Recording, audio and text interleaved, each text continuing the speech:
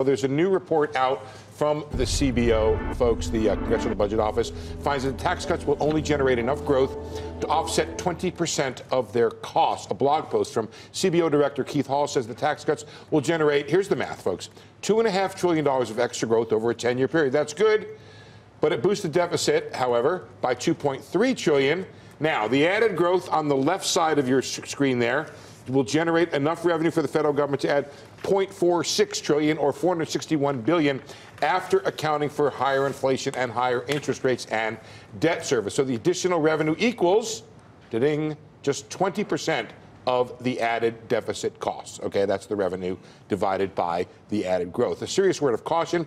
These are estimates based on models, some or even many of which can be proven wrong over time. Now, we contacted the independent Penn Wharton budget model, folks, and their own estimates for the tax cut costs are in line with the CBO's 20% estimate there. The Trump administration, however, disagrees. Work by Kevin Hassett, he's the chairman of the Council of Economic Advisors, shows a far bigger economic response, especially on the corporate side, to the tax cuts and to lower costs here. The difference between the administration and the CBO, you can see it here. It's the growth outlook. The administration consistently forecasting about a percentage point higher GDP. Why?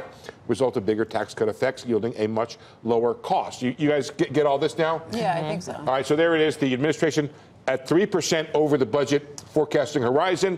The CBO has a couple years above potential, and then they come back down to potential.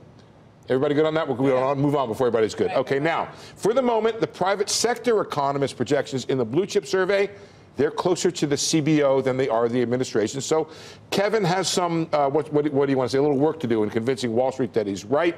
But so far, so good for the administration with 3% growth in 2018. If that holds up in round two of this forecasting bout, the judges may have to adjust their scorecard and the outlook for the costs of the tax cuts if this kind of growth continues.